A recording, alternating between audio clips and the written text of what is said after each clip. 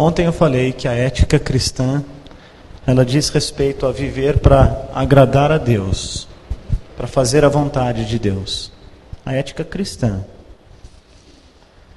Então, nesse sentido, a aplicabilidade imediata da ética cristã é para os cristãos. Isso porque os cristãos são capacitados pelo Espírito Santo de Deus para viver esta vida que agrada a Deus e que faz a vontade dele. Uma vida de obediência, uma vida submetida ao senhorio soberano de Jesus Cristo, só pode ser realizada pelo cristão, por aquele que experimentou o novo nascimento.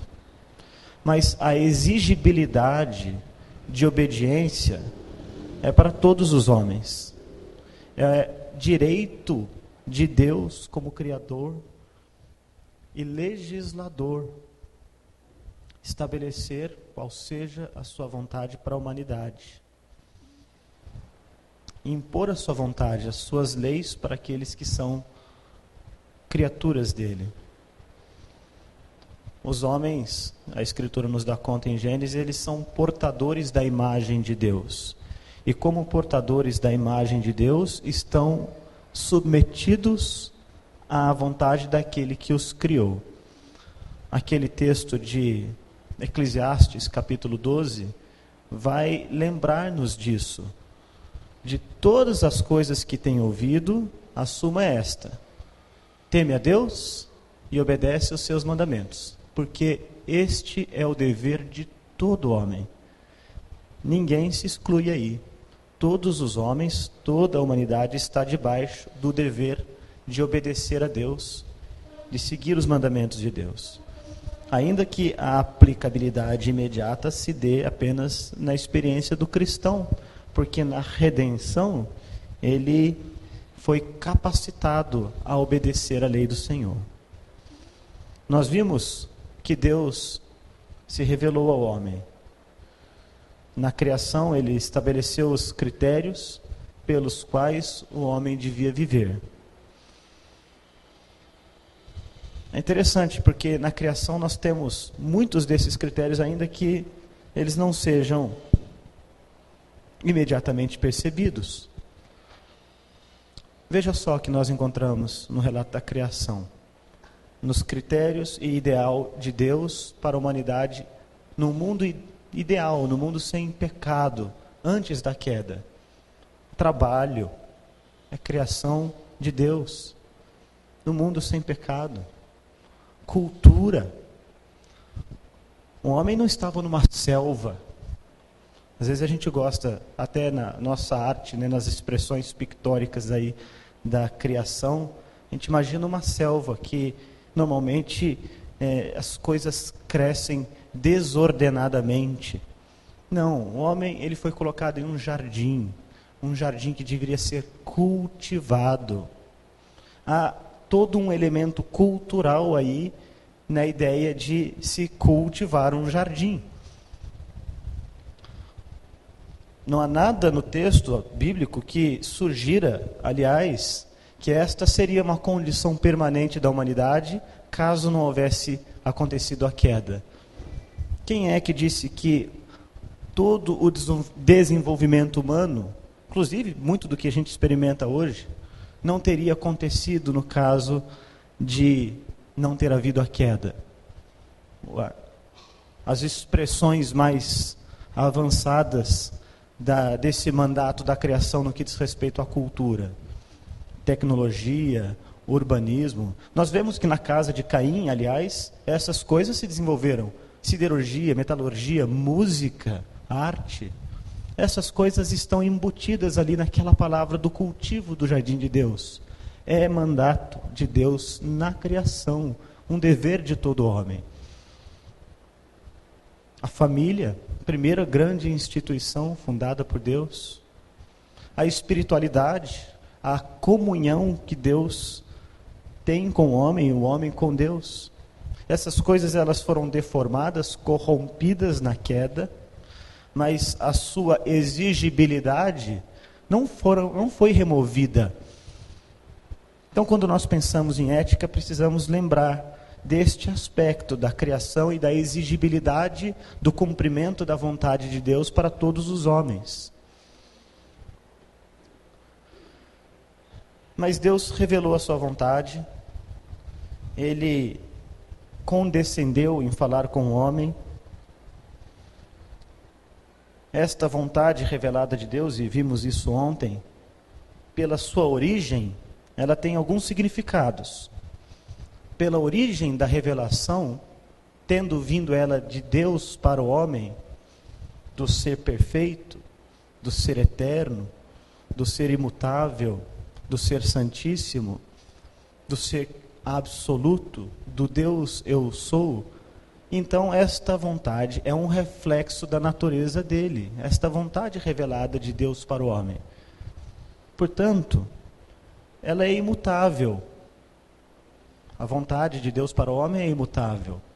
A vontade de Deus para o homem é absoluta. Ela é transcendente e normativa. Todos nós estamos debaixo da obrigação de obediência à vontade de Deus. E é ainda deontológica, no sentido de que ela é boa em si mesma, independente dos efeitos que elas produzam. A queda, como disse, ela significou esse rompimento da comunhão do homem com Deus, a deformação da imagem de Deus no homem, mas Deus, e que adversativo bonito, a gente acha isso lá em Efésios também, mas Deus quis exercer misericórdia para com o homem. Ao invés de exercer juízo, Ele quis exercer misericórdia. Então Ele continuou revelando-se ao homem, progressivamente, através de pactos, nos quais, ou pelo meio dos quais, esse plano de redenção foi se tornando cada vez mais claro. Apresentou esse projeto de salvação por meio das suas leis. Então, se por um lado a lei de Deus, revelada por Deus, ela indica a nossa incapacidade de obter salvação pelo seu cumprimento, por outro lado, ela nos lança à carência da graça. Uma graça que Ele provê, Deus o Pai, em Cristo Jesus, o seu Filho. E na lei nós temos este padrão santo, justo e bom de Deus para a vida humana. Eu sei que alguns estudiosos terão dificuldade em compreender a ideia que eu tento transmitir aqui de aplicabilidade da lei de Deus como um padrão justo, santo e bom para a vida do homem. E esta é uma matéria que você vai precisar estudar em teologia bíblica. Quando você faz o estudo do Antigo Testamento e do Novo Testamento,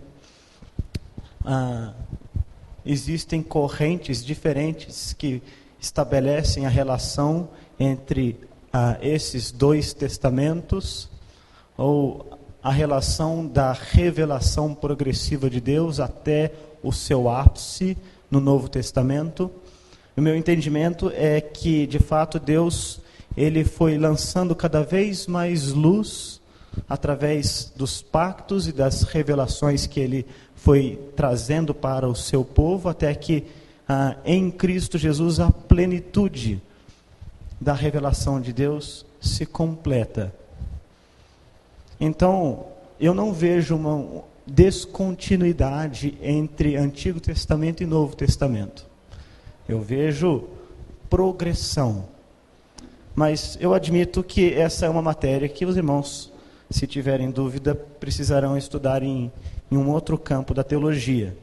Mas, para mim, ela tem importância no estudo da ética, porque eu estou propondo aqui para os irmãos que o padrão ético de Deus é aquele que se encontra na sua lei, que é o modelo de vida desejado, almejado por Deus para todos os homens.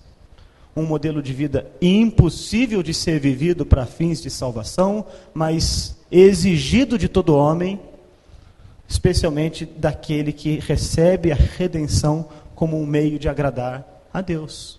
A ética cristã tem a ver com viver para agradar a Deus. Então eu vejo no Decálogo a expressão máxima da lei moral de Deus, dos valores de Deus. A lei moral de Deus está presente em todas as manifestações de Deus para o homem, seja na entrega de leis, seja nas manifestações teofânicas de Deus, seja nas profecias. Em toda a palavra de Deus, a moral de Deus está presente. Vimos isto ontem, nas leis cerimoniais, nas leis civis e nos preceitos morais. Em todas estas coisas, nós vemos o valor que Deus está protegendo quando Ele se revela ao homem. Mas no Decálogo, nós encontramos a moral de Deus exposta, os valores de Deus. Temos a expressão suma da vontade de Deus para o homem. Os reformadores foram muito perspicazes em perceber isto. Martinho Lutero, em sua confissão maior, em seu catecismo maior, ele baseia-se completamente no Decálogo para apresentar os preceitos básicos da fé cristã para os seus alunos. Calvino tem uma seção inteira do Decálogo nas suas institutas. Um dos principais catecismos reformados que nós temos hoje, o Catecismo de Heidelberg, ele é baseado nessa tríade de documentos confessionais, vamos dizer assim, das Escrituras. O Decálogo, a oração do Senhor e o único que não é exatamente da Escritura, mas é inferido dela, o Credo Apostólico. Então nós temos na história da igreja mais recente, particularmente a partir da Reforma, um resgate do uso do texto do Antigo Testamento, e especialmente das manifestações de Deus e da lei moral de Deus presente nestas manifestações, e particularmente no texto do Antigo Testamento. Ela acha-se resumida ali nos 10 mandamentos, Citando um determinado autor que fez alusão à importância dos 10 mandamentos, ele disse assim: todo pensamento genuinamente cristão, por necessidade, deve ser calcado nas Escrituras Sagradas, que é o texto fundamentador e autorizador da fé cristã. Sabemos, porém, que o Novo Testamento, texto da aliança renovada de Jesus Cristo, está latente no Antigo Testamento e pode ser chamado de um comentário interpretativo da Bíblia hebraica, pois todo o seu ensino está presente de forma essencial e antecipatória no Antigo Testamento. A Bíblia hebraica, por sua vez, é dividida em 3 partes: a lei, os profetas e os escritos, sendo que as 2 últimas são um complemento interpretativo da lei, da Torá, o texto do Pentateuco. E este último nada mais é do que uma extensão explicativa ou complemento interpretativo do Decálogo. Ou seja, o Pentateuco é a interpretação ou o desdobramento prático daquilo que Deus revelou nessas 10 grandes leis. Eis porque todo o pensamento judaico-cristão está contido no Decálogo. e a razão de sua crucial importância para a conservação da tradição viva e para a reconstrução e reforma do mundo a partir dos princípios cristãos, o ideal do verdadeiro pensamento reformado. Em contrapartida, considerando que o Pentateuco é uma extensão explicativa do Decálogo, que o resto da Bíblia hebraica é a extensão aplicativa do Pentateuco, que o Novo Testamento é o complemento interpretativo do Antigo Testamento, e que toda a teologia genuinamente cristã é calcada nas Escrituras, conclui-se então que o Decálogo contém a suma do pensamento cristão. Você percebeu a ordem dele aqui? O Pentateuco é a interpretação aplicativa do Decálogo. O Velho Testamento é o desenvolvimento do ensino do Pentateuco. O Novo Testamento é a aplicação interpretativa do Velho Testamento. Então, nesse sentido, tudo flui do Decálogo. Nele está contida a suma dos valores da fé cristã. Então, se de tudo que eu estou dizendo aqui, eu puder sair nesta noite com a clareza de que os irmãos compreendem que no Decálogo, nos 10 mandamentos, nós temos a suma do que deve ser o pensamento cristão, do que deve ser o ethos, a ética cristã, então eu penso que a minha tarefa aqui está cumprida, minha missão foi bem sucedida. Eu quero, em outras palavras, resgatar o valor do Decálogo para a vida do cristão. Eu entendo que a ética cristã, ela está necessariamente vinculada à revelação de Deus nesses 10 mandamentos. E que nós não conseguiremos compreender bem a vontade de Deus, aquela vontade que agrada a Deus, se não tivermos clareza do que diz esses 10 mandamentos. Por isso, nesses 2 próximos dias, eu quero trabalhar com os irmãos o texto do Decálogo. Como eu disse na primeira palavra que eu ofereci aos irmãos aqui ontem, até sexta-feira nós trabalharemos alguns elementos que eu penso são importantes no que tange as questões mais práticas da nossa ética. Eu sei que alguns irmãos, pelas perguntas que eu respondi ontem, estão ansiosos para lidar justamente com aquelas questões que envolvem os conflitos éticos com os quais nós nos deparamos todos os dias. Nós vamos chegar lá, com a graça de Deus. Mas nós precisamos de uma base para isso, de um arcabouço para isso. E eu quero propor aos irmãos que no Decálogo nós encontramos a moldura que vai nos permitir fazer a pintura do que nós queremos compreender que seja a nossa ética ou a nossa conduta cristã. Então, se você trouxe sua Bíblia, a gente vai trabalhar com Bíblia, por isso, de novo, eu não trouxe material para projeção. Eu quero pedir que você abra a sua Bíblia no livro de Êxodo, no capítulo 20. Falou Deus estas palavras. Gente, tem algumas frases da Bíblia que, para mim, são muito impactantes. Ontem acho que eu mencionei isso para vocês. Esta aqui é uma delas. Deus falou. Deus falou. Nós não podemos ter isto como uma coisa de pouca importância. Nós não podemos passar por uma passagem desta na nossa leitura, seja ela uma leitura devocional, uma leitura exegética. Nós não podemos passar os olhos por uma passagem desta sem prorromper em louvores e glória ao nosso Deus. Porque está contida nesta frase uma realidade que deveria causar-nos o mais profundo senso de gratidão e de louvor. É o fato de que Deus falou, de que Deus veio, de que Deus se revelou, de que Deus nos buscou, de que Deus se deu a conhecer. O Deus que é o totalmente outro. O Deus que transcende a sua criação. O Deus todo-poderoso. O Deus onisciente. O Deus onipresente. O Deus santíssimo. Perfeito em todos os seus caminhos, em todos os seus atributos. O Senhor do cosmos. O Deus que é. O Deus eu sou, o Deus que era antes do tempo, o Deus que era antes da eternidade.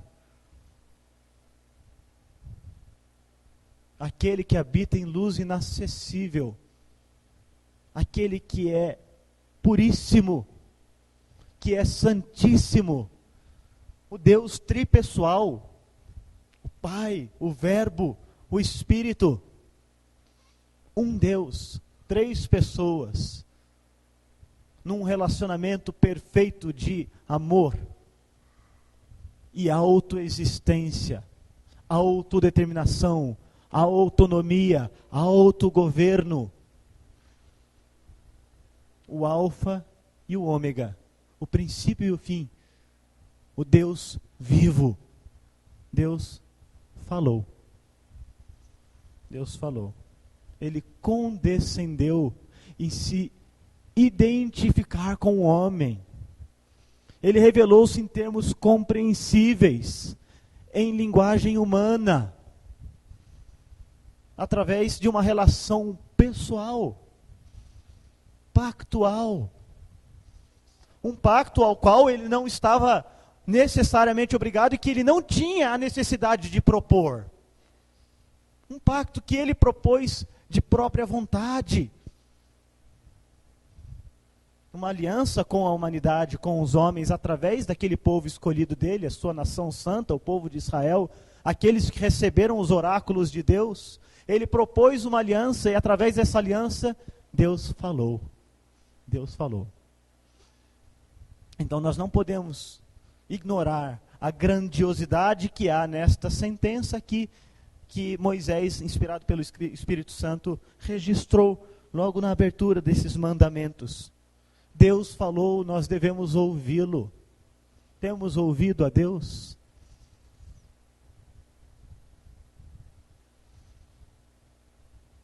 Ele assumiu um compromisso pelo pacto, um compromisso que exibe a sua bondade, a sua graça, a sua misericórdia, o seu ânimo salvífico, redentor. Algo que ele não precisava fazer. Ele é todo suficiente, ele não precisa de nada fora de si mesmo, ele não precisa da humanidade, ele não precisa da criação. E todavia Deus falou.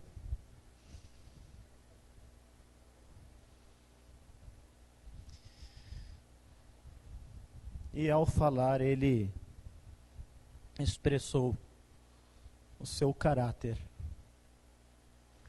Ele falou, lembrando na sua fala, da onde veio aquele povo, qual a sua origem e o que ele fez em favor do povo. Não é isso que o texto diz? Eu sou o Senhor teu Deus, que te tirei da terra do Egito, da casa da servidão. Eu sou o Senhor teu Deus. Ele não só se revelou, mas ele estabeleceu essa relação pessoal com a humanidade. Eu sou o teu Deus. Você percebe o pronome pessoal aí?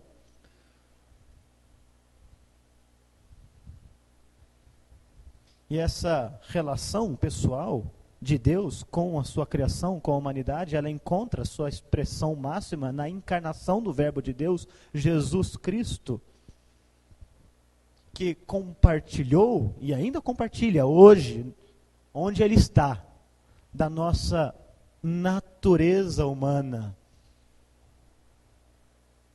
Deus se revelou, Deus é nosso Deus, e Deus, Ele se relacionou conosco em Cristo.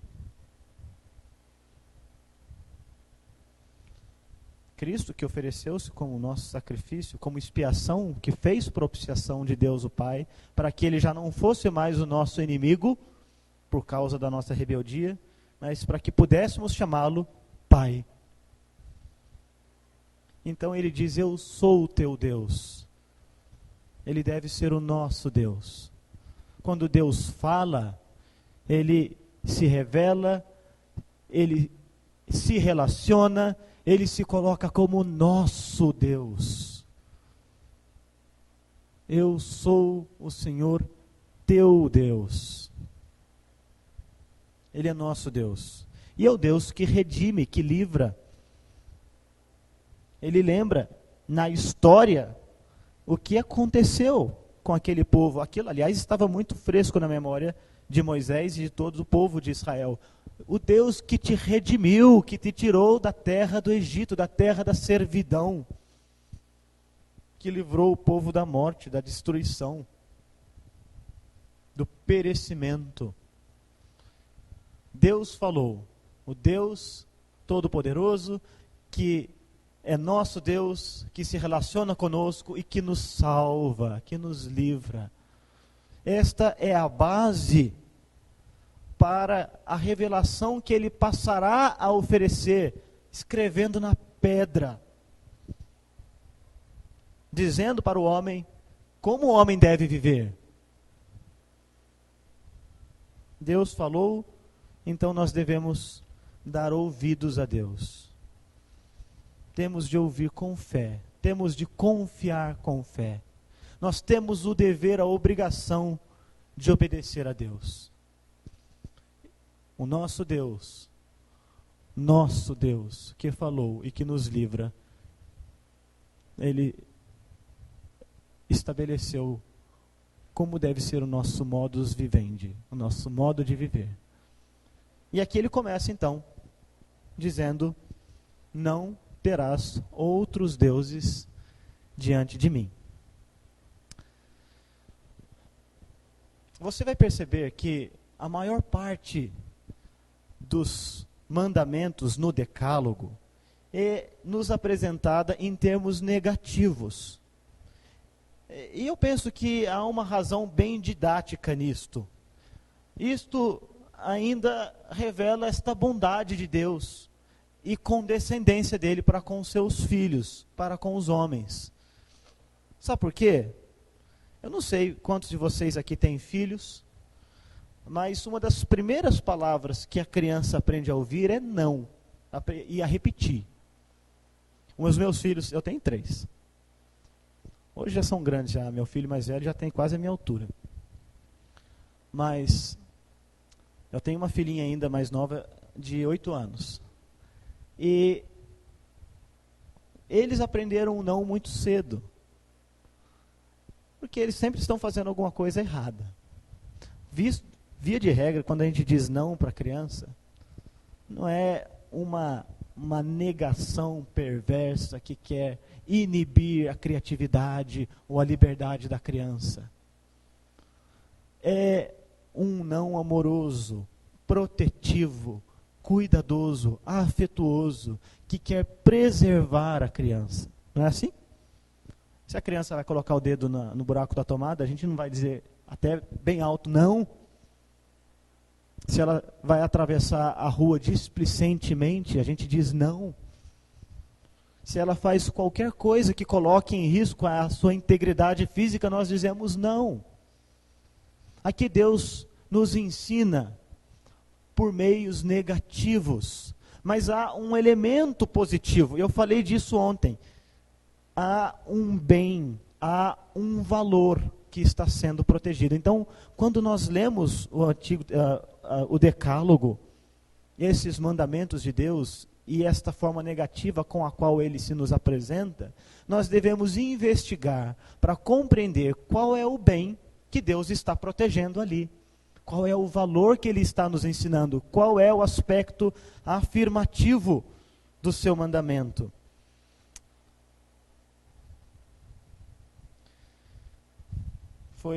Quero procurar aqui uma expressão que eu acho bastante interessante, que Martinho Lutero usou quando ele fala desse elemento negativo da lei de Deus.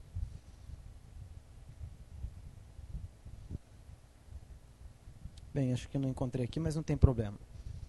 Achei.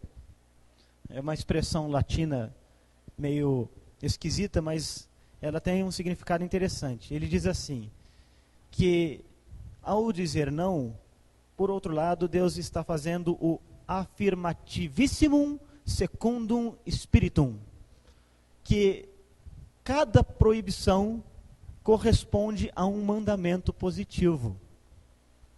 Então, esse é um elemento importante que nós devemos identificar em nossa leitura do Decálogo. E aqui, então, Deus disse, não terás outros deuses diante de mim.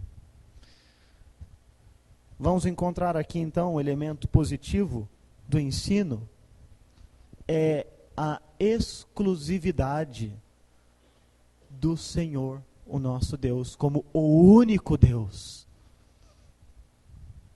Neste mandamento, ele exige que a nossa adoração seja somente a Ele.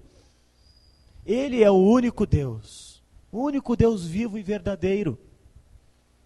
Nós devemos glorificá-lo como o Deus que Ele é. A nossa adoração, a nossa devoção devem ser dirigidas somente a Deus. A gente percebe que este mandamento já exclui imediatamente o politeísmo, a ideia ou a noção de que existem muitos deuses, e o ateísmo, aquela ideia que sugere que não há Deus, nós estamos aqui como fruto do acaso, e de que Deus simplesmente não existe, não há um governo de um Criador de todas as coisas, e nem estamos sujeitos a qualquer tipo de revelação. Este mandamento já apresenta ao homem a realidade de que há um só Deus, o Deus que se revela, o Deus Trino, o Deus Pai, Filho e Espírito Santo, o Deus das Escrituras, aquele Deus que é zeloso e que exige exclusividade. E isso significa então que toda forma de idolatria é condenada por Deus. Não terás outros deuses diante de mim. No Antigo Testamento nós encontramos as expressões mais grosseiras de idolatria religiosa. Porque o povo não reconhecia a exclusividade da existência de Deus como o único Deus.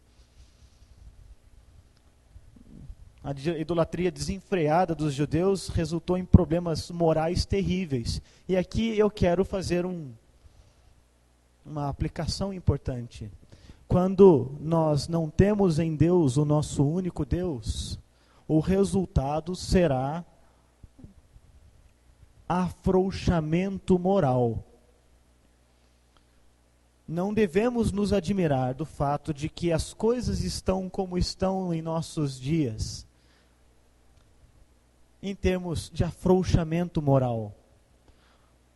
Porque as pessoas hoje não reconhecem o Deus criador e legislador de toda a humanidade, e não se submetem a Ele.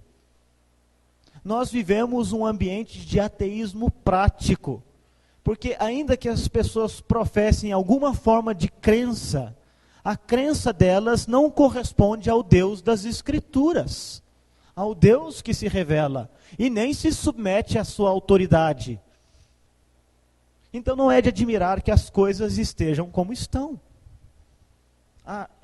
Esse ambiente de frouxidão moral.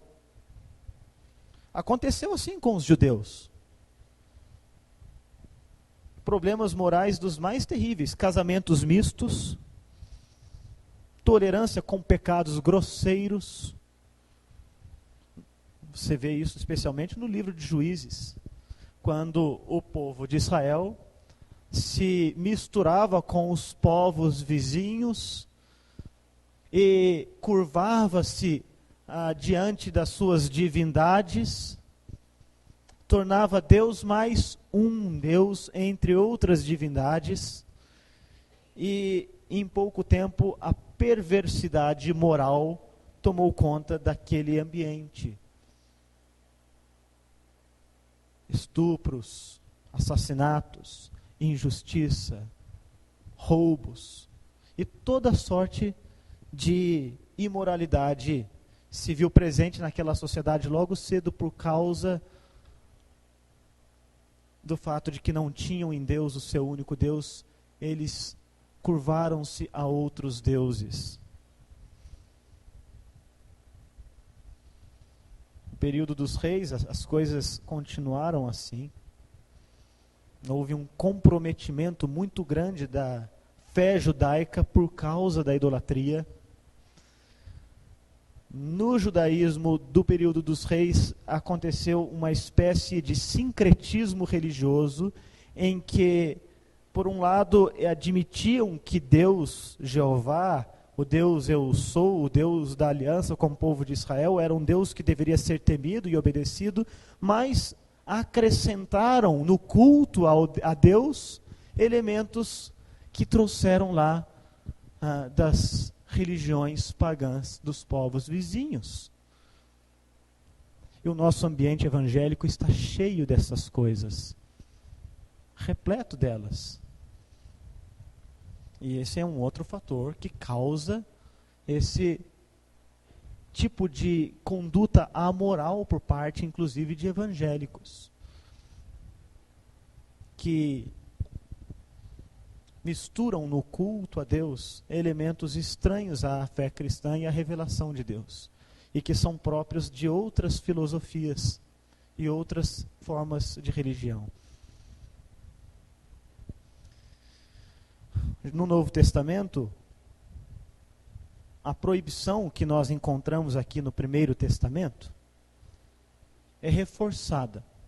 Aliás, o próprio conceito de idolatria é ampliado no texto do Novo Testamento. No Novo Testamento nós vemos a explicação do que é aqueles chamados deuses interiores. E eles são tão terríveis e tão perigosos quanto esses deuses do paganismo. Qualquer coisa, e o texto do Novo Testamento vai ensinar isso para nós, que alcance preeminência na vida da pessoa, no lugar de Deus, é uma forma de idolatria. Nós tornamos as coisas, ou os interesses, ou as aspirações, ou as ambições desenfreadas em deuses. No final das contas, na verdade, nós nos tornamos o nosso próprio ídolo. O homem tem feito muito isto. E o cristão corre risco de ferir o primeiro mandamento quando ele torna os seus propósitos o fim da sua vida. Aquele catecismo de Westminster, ele vai perguntar qual é o fim principal do homem. Os irmãos que têm estudado devem lembrar-se. Hein? Glorificar a Deus e gozá-lo para sempre. O que significa que em todas as nossas atividades, em todos os aspectos das nossas vidas, nós devemos ser movidos pelo amor e pela glória de Deus. Nós fazemos o que fazemos, pensamos o que pensamos, dizemos o que dizemos para glorificar a Deus. É assim que nós honramos o primeiro mandamento. É assim que nós estabelecemos a base da nossa espiritualidade. E o Novo Testamento então vai dizer que qualquer coisa que alcance preeminência na vida do homem, no lugar de Deus, é um ídolo. Ídolos do coração.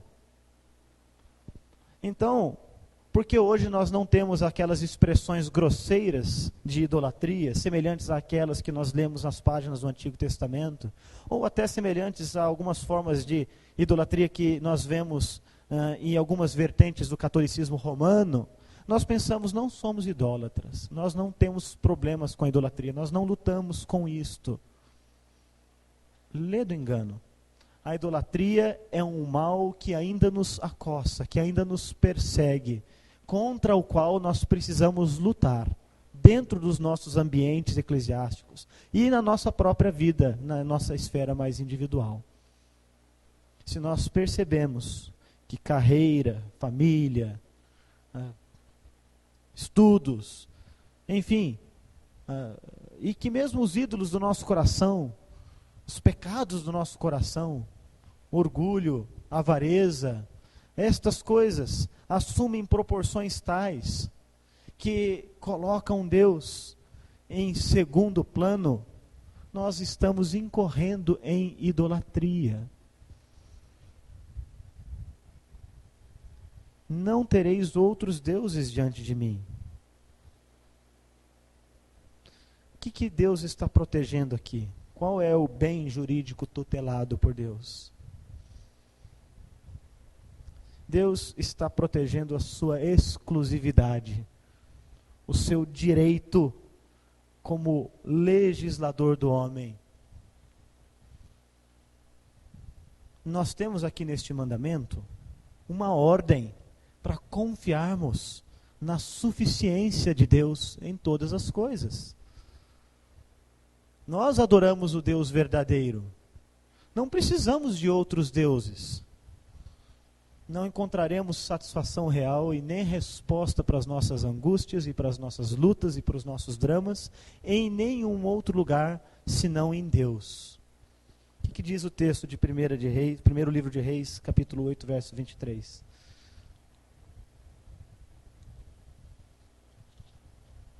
Ele diz assim: E disse Salomão orando: Ó Senhor, Deus de Israel, não há Deus como tu, em cima nos céus, nem embaixo na terra, como tu que guardas a aliança e a misericórdia aos teus servos, que de todo o coração andam diante de ti. Então, o aspecto positivo que está sendo protegido aqui é a exclusividade de Deus, do Deus todo suficiente para a vida do homem, em quem nós encontramos saída para todas as nossas lutas, dilemas, dramas, problemas. É só em Deus. É nele que nós temos respostas. É nele que, se não temos respostas claras, temos consolo, temos conforto, temos abrigo. O único Deus verdadeiro, o Deus todo suficiente. O Deus que é a fonte da nossa maior alegria. O salmista no Salmo 34 vai dizer que nós devemos provar, ver que Deus é bom, experimentar a bondade de Deus. Pedro vai fazer alusão a esta passagem. Davi disse isso depois que ele se viu livre da perseguição daquele rei de Gate, quando ele fez-se de louco. A resposta dele àquele livramento é: venham, provem, vejam, Deus é bom. Ele encontrava a saída para todos os seus dilemas na suficiência de Deus. Nós também aprendemos neste mandamento que temos de confiar na providência e no governo de Deus. Deus é quem governa soberanamente todas as coisas. Ele tem direito sobre toda a criação e é aquele que governa sobre toda a criação. Governa sobre o cosmos, sobre o universo criado e sobre os homens. Ele é o Senhor dos nossos destinos, o Senhor da nossa sorte. Tudo está submetido ao governo bom, santo e justo e aos propósitos eternos, aos decretos eternos de Deus. E nós precisamos, como cristãos, reconhecer isto. Se a nossa conduta cristã será pautada pela vontade de Deus, nós precisamos ver em Deus este Senhor que governa sobre todas as coisas, o Deus providente, o Deus da providência.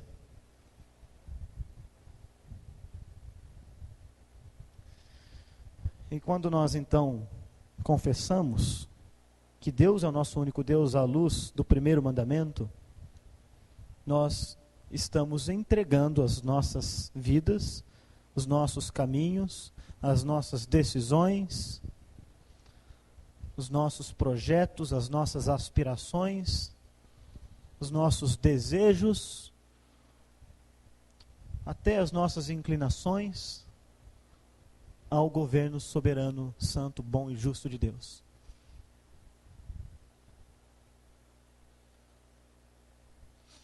Mas esse mandamento tem mais para nos dizer. Significa que só Deus é digno da nossa adoração. Ou que a adoração, o louvor é devido somente a Deus. Nós louvamos e adoramos o Deus da Escritura. E como é que nós fazemos isto? Aqui nós encontramos um outro problema prático que está presente no ambiente evangélico de nosso país. De cultos de adoração a Deus que são centrados no homem. Olha, eu já tenho visitado muitas igrejas e participado de cultos que me entristecem e algumas vezes até me envergonham. E nenhum deles há uma ousadia tal em que aquelas pessoas que estão conduzindo os cultos declaram ousadamente que estão buscando o louvor para si mesmas. Às vezes nós as acusamos disso. O culto é antropocêntrico, ele é voltado para o homem. Não, aquelas pessoas às vezes são sinceras. Elas acham que estão louvando a Deus, pelo menos esta parece ser a aspiração, o desejo delas. Mas o fazem em erro, porque não consideram aquilo que o próprio Deus revelou acerca do seu caráter, da sua natureza, do seu ser, nas Escrituras. Onde ele estabelece os limites e os parâmetros para que o nome dele seja devidamente honrado, louvado, engrandecido. Então, por um lado, nós precisamos fazer a afirmação de que todos os homens devem louvar a Deus, e isto acontecerá por bem ou por mal, porque haverá um dia em que todo joelho se dobrará diante da majestade de Deus, reconhecendo quem Deus é. Mas isso até como forma de juízo. Todavia hoje, Deus, ele concede ao homem o privilégio de clamar o nome dele, de buscar a face dele. E nós encontramos Deus na Escritura. É aqui que nós encontramos Deus. É aqui que nós encontramos aquilo que os reformadores mais tarde foram denominar de princípio que regula o culto, que basicamente nos ensina que nós devemos oferecer em nosso louvor a Deus apenas aquilo que está ordenado especificamente nas Escrituras. Então Deus, ele deve ser por nós adorado. Nós podemos incorrer no pecado de idolatria, quando não adoramos a Deus apropriadamente, porque ao fazer isso nós estamos adorando alguma outra coisa que não Deus. É natural que na bondade, essa palavra que eu tenho usado bastante, mas penso ser apropriada, na condescendência dele, ele não exige a perfeição de nós. Por favor, não entendam que é isto que estou dizendo. Em nossos atos de adoração, nós não seremos capazes de adorá-lo apropriadamente neste lado da eternidade, ou nesta esfera de existência. E Deus é bom e misericordioso, Ele é clemente. Mas nós precisamos ter a preocupação, a responsabilidade, a intencionalidade de seguir os próprios preceitos divinos no que diz respeito ao nosso dever e obrigação de prestar culto somente a Ele, de adorá-lo como convém, porque Ele é digno da nossa adoração, portanto a adoração deve ser dirigida a Ele. Nós temos na palavra, na Escritura, os meios para nós adorarmos a Deus como convém. A adoração é devida somente a Deus.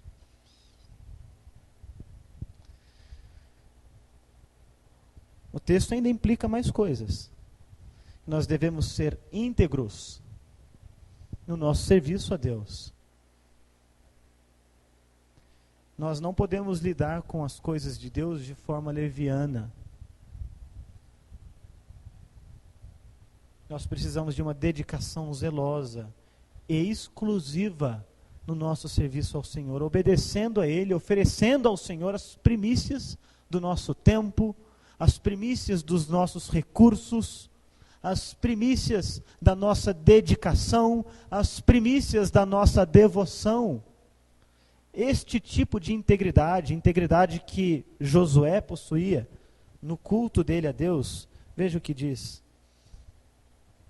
se é que eu anotei corretamente.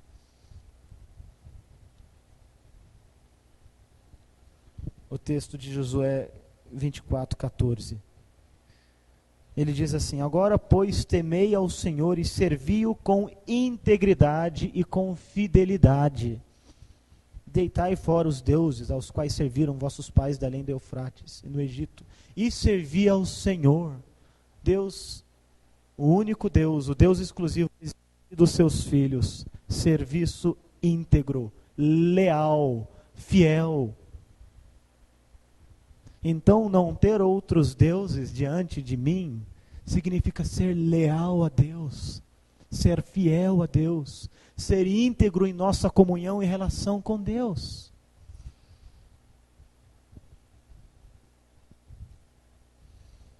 Oferecendo o que nós temos de melhor a Ele. Em suma, no Antigo Testamento, ter somente Deus como nosso Deus envolve alguns verbos muito importantes. Olha que verbos importantes estão presentes no Antigo Testamento quando nós falamos sobre a exclusividade de Deus e a exigência que Ele nos faz a partir desta exclusividade. Adorar, inclinar-se, sacrificar, temer, curvar-se, prostrar-se, ser fiel, ser leal, ouvir, guardar, buscar. Esses verbos todos, eles são imperativos, são ordens que nos são dadas, a fim de que nós possamos ter o Deus que se revela como o nosso único Deus, e não termos e nem cultivarmos qualquer tipo de ídolo. No Novo Testamento, o elemento positivo da devoção ao Senhor pode ser visto na própria oração dominical. Seja santo o teu nome, venha o teu reino, seja feita a tua vontade. Em Romanos capítulo 8 nós somos ensinados que a nossa vida deve conformar-se à imagem do Senhor Jesus Cristo. Em Efésios capítulo 4, nós também somos instados a buscar a estatura da varonilidade do nosso Senhor. Então, a expressão deste mandamento no Novo Testamento é uma vida dedicada a conformar a imagem de Cristo às nossas vidas, a assimilarmos o caráter de Cristo, a assimilarmos o ensino de Cristo, a nos submetermos ao senhorio dele e seguirmos aos seus mandamentos, obedecemos aos seus mandamentos. Aquele que me ama ouve a minha voz e me segue. Esta é a expressão da obediência ao primeiro mandamento no Novo Testamento. Nosso viver para Cristo, a vida dedicada a Cristo, nosso conformar as nossas vidas, a subsunção da nossa vontade, dos nossos pensamentos, dos nossos desejos, dos nossos projetos e aspirações à vontade do Senhor Jesus Cristo. Ou segundo, usando uma expressão melhor e mais bíblica, segundo a mente de Cristo. Quando nós submetemos estas coisas segundo a mente de Cristo, nós estamos honrando o princípio ensinado aqui nesse primeiro mandamento. Então, viver para Cristo é o cerne da ética cristã. É o coração, é a essência da ética cristã.